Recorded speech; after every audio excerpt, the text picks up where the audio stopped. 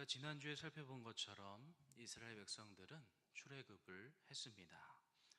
그리고 이제 약속의 땅을 향해 나아가게 됩니다. 오늘 읽은 말씀은 이런 상황 가운데 주어진 말씀입니다. 하나님은 약속의 땅을 바라보고 있는 이스라엘 백성들에게 그 땅에 너희가 도착하게 되면 반드시 해야 할 것들을 당부하고 계십니다. 두 가지를 말씀하시는데요. 첫 번째는 처음 난 모든 것을 하나님께 돌리라는 것입니다. 이 부분이 1절과 2절에 기록되어 있습니다. 그런데 11절부터 보면 다시금 거듭해서 말씀하시는 것을 볼 수가 있습니다. 그리고 또 한 가지의 당부는 3절부터 보면 알 수가 있는데요. 그것은 무교절을 지키라는 것입니다. 하나님이 말씀하시는 이 두 가지 명령은 다 중요한 의미를 지니고 있습니다. 그러나 두 번째 명령은 우리가 지난주에 살펴보았기 때문에 오늘은 첫 번째 그 명령에 초점을 맞추려 합니다. 그리고 11절부터도 이 부분에 대해서 이야기를 하고 있지만 특별히 1절과 2절의 말씀을 중심으로 해서 하나님이 이 명령을 통해 저와 여러분에게 말씀하시는 바가 무엇인가를 함께 살펴보고자 합니다. 그렇다면 하나님께서 처음 난 모든 것을 하나님께 돌리라는 이 명령이 구체적으로 무엇을 의미하는 걸까요? 그 의미를 알기 위해서는 우리가 마지막 재앙이 임했던 그 때를 다시금 생각해 보아야 합니다. 그리고 마지막 재앙이 임할 때에 성경을 보면 이렇게 기록하고 있습니다. 밤중에 여호와께서 애굽 땅에서 모든 처음 난 것, 곧 왕이 앉은 바로의 장자로부터 옥에 갇힌 사람의 장자까지와 가축의 처음 난 것을 다 치심해 그 밤에 바로와 그 모든 신하와 모든 애굽 사람이 일어나고 애굽에 큰 부르짖음이 있었으니 이는 그 나라에 죽임을 당하지 아니한 집이 하나도 없었음이었더라. 성경은 마지막 재앙이 임하던 그 때를 밤중이라고 표현합니다. 밤은 어떠한 시간입니까? 보통의 경우를 생각해 보면 밤은 고요합니다. 적막함을 느낄 수가 있습니다. 그 이유는 모든 사람들이 잠을 이루고 있기 때문이에요. 아마 애굽 사람들도 이러한 고요함을 느끼면서 잠을 자거나 잠잘 준비를 하고 있었을 거예요. 그러나 이스라엘 백성들은 그 자는 시간에 잠을 이루지 못했습니다. 왜냐하면 이날 밤은 보통 때와 달랐기 때문이에요. 애굽 사람들은 이 사실을 알지 못했겠지만 이스라엘 백성들은 알았습니다. 그래서 분주한 시간을 보내고 있었어요. 하나님이 말씀하신 대로 유월절 예식을 위해 어린 양을 준비했고요. 그 피로 자신들이 거하고 있는 집 임반과 문설주에 발랐습니다. 그리고 그 밤에 이스라엘 백성들은 그 집에 모여서 구운 어린 양과 무교병 그리고 쓴나물을 먹고 있었습니다. 그런데 같은 시간에 무슨 일이 일어납니까? 하나님께서 애굽 가운데로 들어가셨습니다. 그리고 애굽 땅을 죽음의 그림자로 덮으셨습니다. 저는 어렸을 때 이 부분에 관한 영상을 하나 보았는데요. 지금도 생생합니다. 그 영상을 떠올려 보면 어둠의 그림자가 애굽에 있는 집들을 하나하나 덮고 있었습니다. 그럼 어둠의 그림자가 지나간 곳에서는 여지없이 애곡하는 소리가 나는 거예요. 무엇입니까? 그 집의 장자가 죽은 것입니다. 그런데 그 장면이 보여질 때의 영상은 이스라엘 백성들의 모습을 보여주는 장면으로 바뀌었습니다. 그때 이스라엘 백성들은 유월절 예식을 통해 집안에서 어린 양을 먹고 있었습니다. 그런데 이들은 식사를 하는 그 중에 애굽 사람들이 애곡하는 소리를 듣게 되는 거예요. 처음에는 한쪽에서 들려옵니다. 곧이어 다른 쪽에서 또 다른 쪽에서 들려오기 시작하는 것입니다. 그런데 그 소리가 멈추지 않습니다. 점점 커져갔습니다. 집안에 있는 이스라엘 백성들의 분위기는 심각해졌고 그들의 표정은 굳어갔습니다. 저는 어린 나이에 그 영상을 보면서 이스라엘 백성들이 두려움을 느꼈을 것이라는 생각이 들었습니다. 왜냐하면 바로 자신들 옆에서 하나님의 심판이 임하고 있었기 때문이에요. 사실 하나님께서 이스라엘 백성들로 하여금 애곡하는 소리를 듣게 하지 아니하실 수가 있습니다. 이들의 고통 소리를 듣게 하지 않으시면서도 충분히 애굽을 심판하실 수가 있다라는 거예요. 그러나 하나님은 그렇게 하지 않으셨습니다. 애굽 안에 있는 이스라엘 백성들로 하여금 애곡하는 소리를 듣게 하셨다라는 거예요. 사랑하는 성도 여러분, 하나님께서 이렇게 하신 이유가 무엇이겠습니까? 저는 개인적으로 하나님의 구원이 어떠한 것인지를 가르쳐주기 위함이라고 생각합니다. 사랑하는 성도 여러분, 구원이 무엇입니까? 구원은 건짐을 받는 것을 의미합니다. 우리를 얽어매고 있던 대상으로부터 벗어나게 되는 거예요. 이스라엘 백성들에게 있어서 그 대상은 애굽이었습니다. 우리는 이스라엘 백성들의 그 구원이 어떻게 시작되었는지를 알아야 합니다. 우리가 출애굽기의 말씀을 보면 알 수 있듯이 2장을 보면 이스라엘 백성들의 그 구원이 부르짖음으로부터 시작됐다는 것을 알 수가 있습니다. 애굽 왕 바로에 의해 압제를 당하는 이스라엘 백성들이 부르짖는 것으로부터 하나님의 언약을 기억하시고 그들을 구원하기 위한 하나님의 일들을 시작하셨다라는 거예요. 그렇다면 이스라엘 백성들이 부르짖은 이유는 무엇이겠습니까? 그것은 애굽에서 받는 학대와 노역 때문입니다. 쉽게 말씀드리면 고통 때문에 그런 거예요. 만약에 이스라엘 백성들이 고통을 느끼지 못했다면 구원을 받아야 될 필요성도 느끼지 못했을 것입니다. 이것은 우리에게 너무나 중요한 것을 가르쳐주고 있는 거예요. 그것은 하나님의 구원이 고통을 느끼는 것에서부터 시작된다는 것입니다. 이 말이 이상하게 들릴 수 있지만 이것은 사실입니다. 하나님께서 당신의 구원을 베푸시기 전에 하시는 일은 바로 구원이 필요한 이유를 깨닫게 하신다라는 거예요. 그래서 예수님은 이렇게 말씀하셨습니다. 애통하는 자는 복이 있나니 그들이 위로를 받을 것이미요. 위로를 받기 전에 있어야 할 것은 다른 것이 아닙니다. 애통하는 것입니다. 그러나 여기서 애통하게 되는 그 이유는 외부적인 힘 때문이 아니에요. 외부적으로부터 강한 힘에 눌려서 아파하는 것도 아닙니다. 예수님이 말씀하시는 그 애통은 내 내면으로부터 시작되는 고통을 의미하고 있는 거예요. 이것은 바로 죄로 인한 고통이고 내가 하나님 앞에서 죄인이라는 사실을 깨닫는 데서부터 시작되는 고통입니다. 하나님께서 이스라엘 백성들을 구원하시기 위해 깨닫게 하신 것은 다른 것이 아니에요. 바로 이것입니다.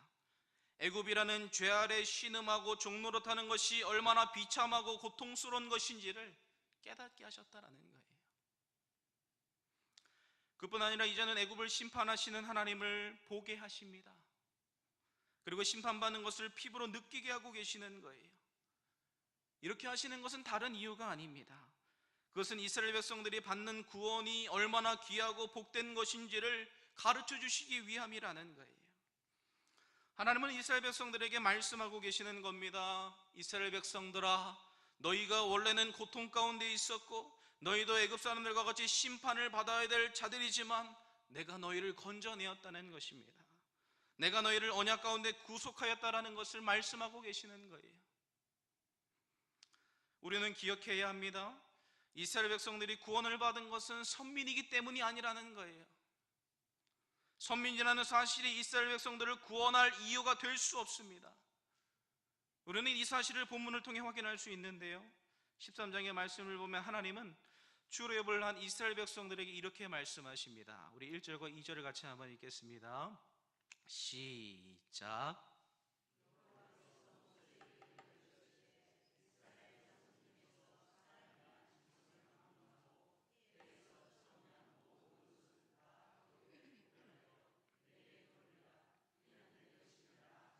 아멘.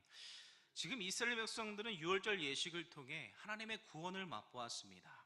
죽음의 그림자가 애굽 땅에 드리웠지만 하나님께서 이스라엘 백성들의 집에 발려진 그 어린 양의 피를 보고 그 집을 넘어가셨다라는 거예요.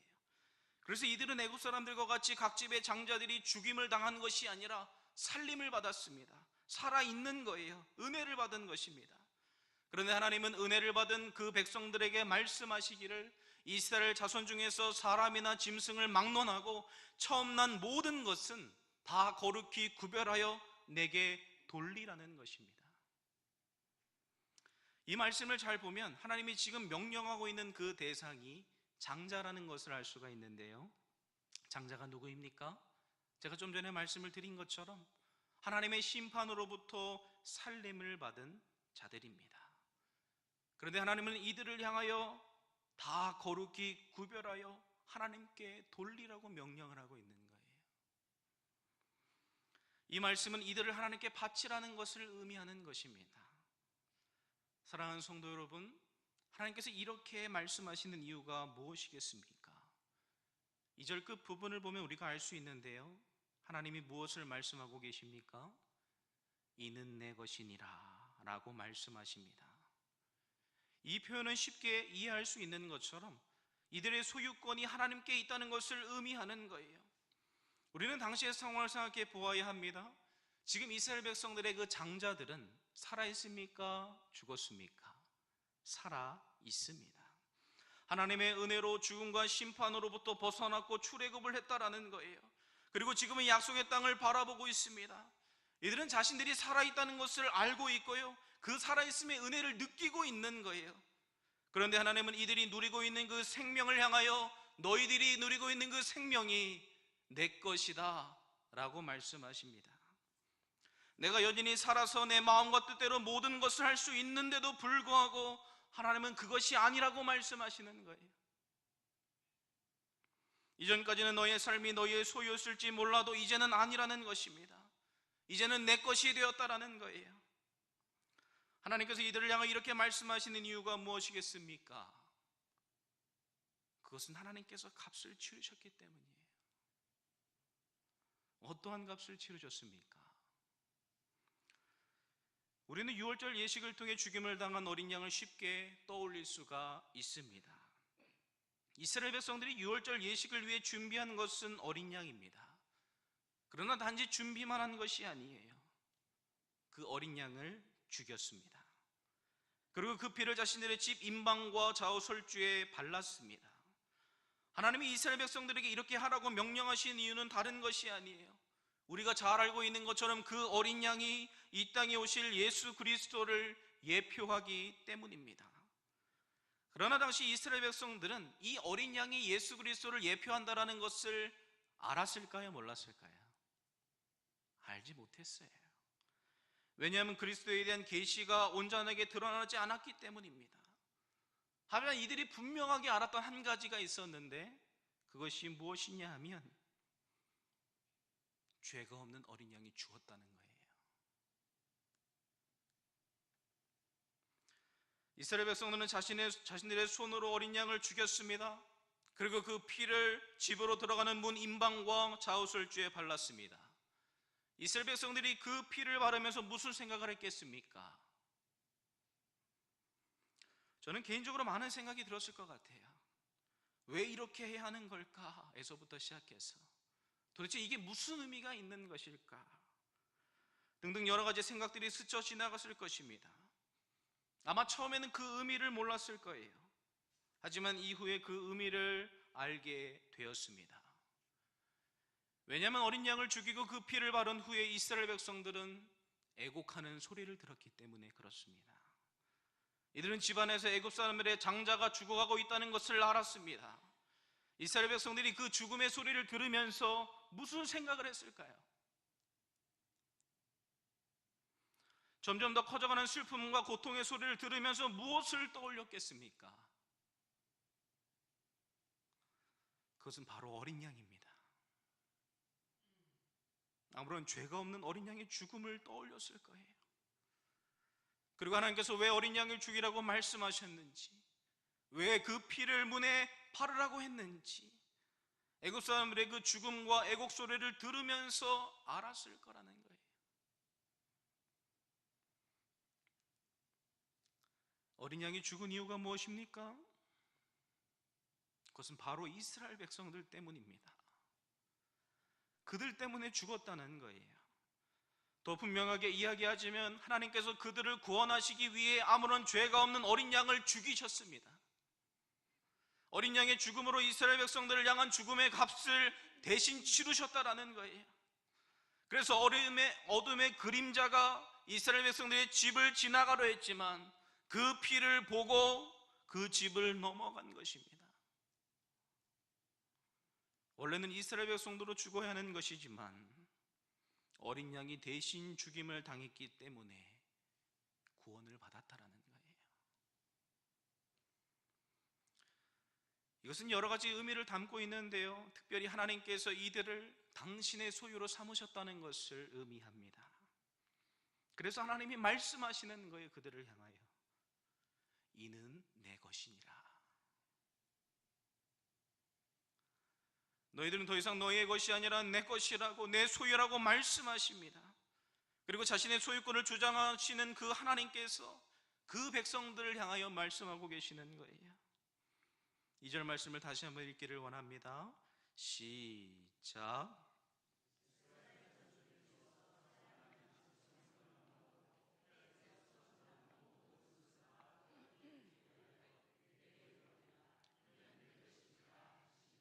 하나님이 무엇을 명령하고 계십니까?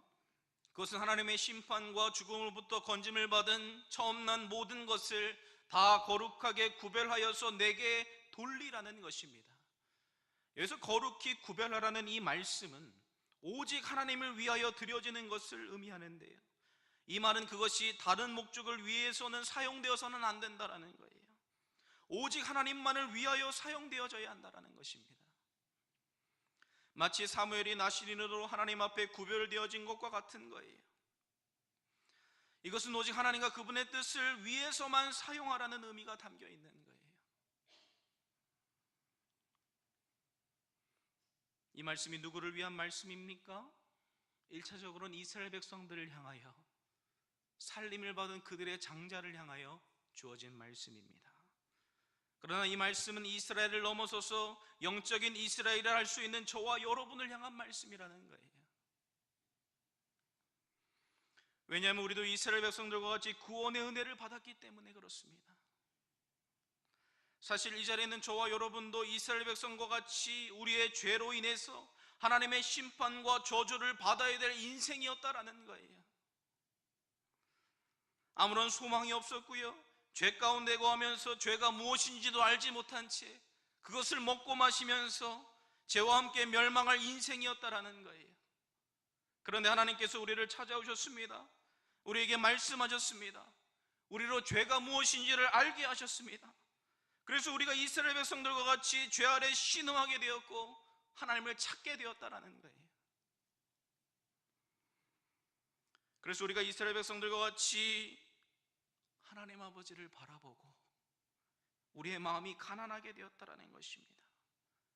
우리의 심령이 통회하는 심령이 되게 하셨습니다. 이렇게 하나님 우리의 마음을 낮추셨고요, 우리로 주 예수 그리스도를 바라보게 하셨습니다. 아무런 죄가 없으시지만 우리를 위해 이 땅에 오시고 우리의 죄를 짊어지신 예수 그리스도, 그분을 바라보게 하셨다는 거예요. 그리고 우리가 받아야 될 고난과 죽음을 대신 죽으시기 위하여 십자가에 못 박이신 예수 그리스도를 온전히 의지하게 하셨습니다. 우리는 그 십자가 앞에서 무엇을 보게 되는 것입니까? 우리는 그 십자가를 바라보면서 우리의 죄를 보게 되는 것입니다. 내가 얼마나 큰 죄인인지를 보게 되는 거예요. 또한 우리가 받은 은혜가 무엇인지를 깨닫게 되는 것입니다. 이렇게 우리는 은혜로 구원을 얻은 것입니다. 아무런 공로가 없지만 오직 하나님의 은혜로 하나님의 자녀가 되었어요. 그러나 사랑하는 성도 여러분, 기억해야 합니다. 하나님의 자녀가 되었다는 것은 이제 구원받았으니까 내 마음대로 모든 것을 할 수 있다는 것을 의미하는 게 아니라는 거예요. 오늘 본문에서 말씀하시는 것처럼 하나님은 구원받은 우리에게도 동일하게 말씀하시는 거예요.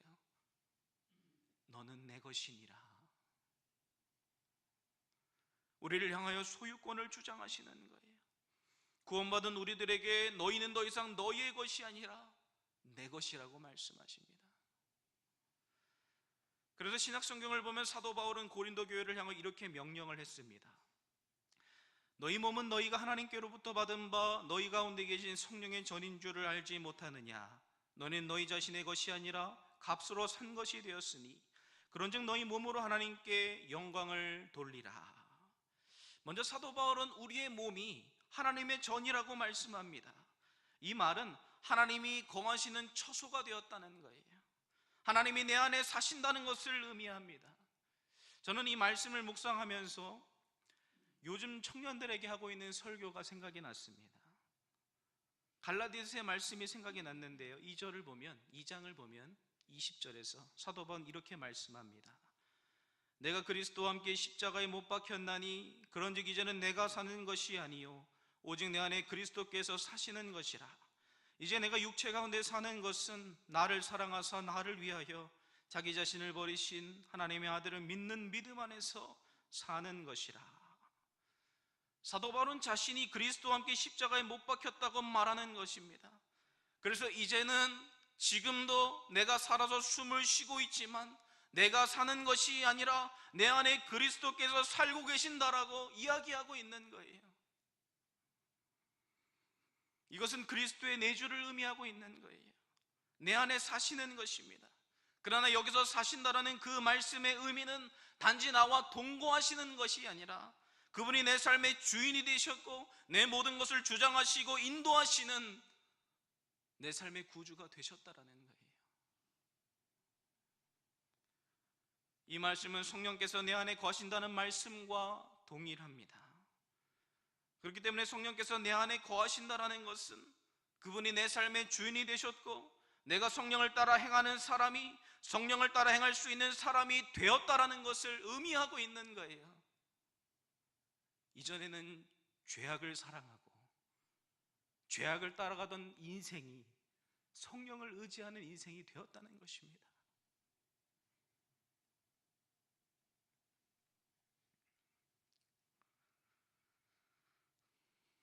그러면서 두 번째로 이야기하는 것이 너희는 너희 자신의 것이 아니라 값으로 산 것이 되었다는 것입니다. 이것은 앞에 있는 말씀의 이유이기도 합니다. 성령께서 내 안에 거하시는 이유는 다른 것이 아니에요. 그 이유는 그분이 나를 값주고 사셨기 때문입니다. 우리가 어떠한 집을 계약하면 그 집이 내 집이 되면 내가 그 집에 들어가서 소유권을 주장하고 그 집에 살고 있는 것처럼 살게 되는 것처럼 성령께서 예수 그리스도의 십자가의 보혈로 우리를 값주고 사셨습니다. 우리의 것으로 우리를 당신의 것으로 삼으셨다는 거예요. 그래서 친히 들어오셔서 소유권을 주장하시고 그 안에 거하신다라는 말씀입니다. 그래서 성령 하나님이 값을 주고 사신 우리 안에 거하시는 거예요. 우리는 항상 이 사실을 망각합니다. 우리가 살아있기 때문에 모든 것을 내 마음과 내 뜻대로 할 수 있다는 그 사실 때문에 마치 내 마음과 내 삶이 내 것인 것처럼 착각을 하는 것이죠. 그러나 하나님께서 말씀하십니다.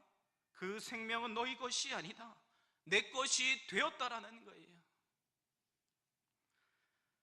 그렇기 때문에 우리는 우리 자신에 대하여 소유권을 주장할 수가 없는 거예요. 그런데도 우리가 우리 자신에 대하여 소유권을 주장하고 있다면 두 가지 경우일 것입니다. 하나는 아직 내가 예수 그리스도의 십자가가 무엇을 의미하는지 모르는 거예요. 나 같은 죄인을 대신하여 십자가에 못 박혀 죽으신 예수 그리스도 앞에서 내가 얼마나 큰 죄인인지를 깨닫지 못하는 것입니다. 내가 그 죄로부터 구원받은 것이 얼마나 귀하고 복된 것인 것을 아직도 여전히 알지 못하는 거예요. 이것이 아니라면 무엇이겠습니까? 내가 그 십자가의 의미를 잃어버린 거예요. 더 이상 십자가를 생각해도 슬프지 않은 것입니다. 더 이상 십자가를 묵상하여도 내 마음에 고통이 없는 거예요. 내 마음이 단단해졌고 굳어져 버린 것입니다. 사랑하는 성도 여러분, 우리는 누구입니까? 우리는 누구의 것입니까? 우리가 예수 그리스도의 십자가를 알고 그 은혜로 구원을 받았다면 하나님은 지금도 저와 여러분에게 말씀하고 있는 거예요. 너는 내 것이니라. 내가 너를 구속하였다는 것입니다. 이 사실을 믿으시기를 바랍니다. 우리는 하나님의 것이 되었습니다. 그렇다면 우리가 살아가야 될 삶의 방식이 무엇이겠습니까? 그것은 우리의 몸으로 하나님께 영광을 돌리는 거예요. 오늘 본문의 말씀으로 말씀을 드린다면 우리를 거룩히 구별하여서 하나님께 바치는 것입니다. 하나님께 온전하게 드리는 삶을 살아야 한다는 거예요. 우리는 이 말씀 앞에 우리 자신을 돌아볼 수 있어야 합니다. 지금 우리는 무엇을 하고 있습니까? 또한 무엇을 바라보고 있습니까? 지금 내 삶의 주인은 누구입니까? 지금 누가 내 삶에 대하여 소유권을 주장하고 있습니까? 십자가에 못 박히신 예수 그리스도이십니까? 아니면 여전히 살아있는 나 자신입니까? 하나님께서는 본문의 말씀을 통해 우리가 받은 은혜가 무엇인지를, 그리고 우리가 어떠한 삶의 자리로 나아가야 하는지를 말씀하고 계시는 거예요. 이 말씀을 통해 우리가 하나님의 마음과 그 뜻을 깨달을 수 있기를 주님의 이름으로 간절히 소원합니다. 그래서 혹시 우리가 하나님의 은혜를 잊어버리고 살고 있다면 다시금 그 십자가 앞으로 나아가기를 소원합니다. 나 같은 죄인을 대신하여 못 박혀 죽으신 예수 그리스도를 바라보기를 원합니다. 그 십자가 앞에서 내가 받은 그 은혜가 얼마나 크고 귀한 것인지를 깨닫는 은혜가 있기를 주님의 이름으로 간절히 소원합니다. 그래서 우리가 우리의 삶의 소유권을 주장하는 인생이 아니라 우리의 마음과 삶을 하나님께 거룩히 구별하여서 온전히 드릴 뿐 아니라 우리를 통하여 하나님의 선하신 뜻을 이루어 드리는 그런 복된 삶이 되기를 주님의 이름으로 간절히 소원합니다. 제가 잠깐 기도하겠습니다. 살아계신 하나님 아버지, 감사합니다. 죄 아래 신음하며 죄와 함께 멸망당할 수밖에 없는 우리들을 찾아오셔서 주인임을 알게 하시고 예수 그리스도의 십자가를 바라보게 하심으로 우리를 당신의 자녀로 삼아주신 것 감사합니다. 그 순간부터 우리는 더 이상 우리의 것이 아니라 하나님의 것이 되었지만 여전히 우리의 소유권을 주장하면서 성령을 근심하게 하고 예수 그리스도의 주인 되심을 무시하는 우리 어리석음을 주여 용서하여 주시고 우리가 다시 그 십자가 앞으로 나아갈 수 있도록 은혜를 내려 주옵소서. 우리의 굳어진 마음이 부드러운 마음으로 녹아질 수 있도록 도와주시옵시고 예수 그리스도를 내 삶의 구주로 모시며 성령 안에서 믿음으로 순종하는 삶을 살아서 우리의 삶이 거룩하게 구별되고 하나님께 드려지는 그런 삶이 되게 하여 주옵소서. 거룩하신 예수님의 이름으로 간절히 기도합니다. 아멘.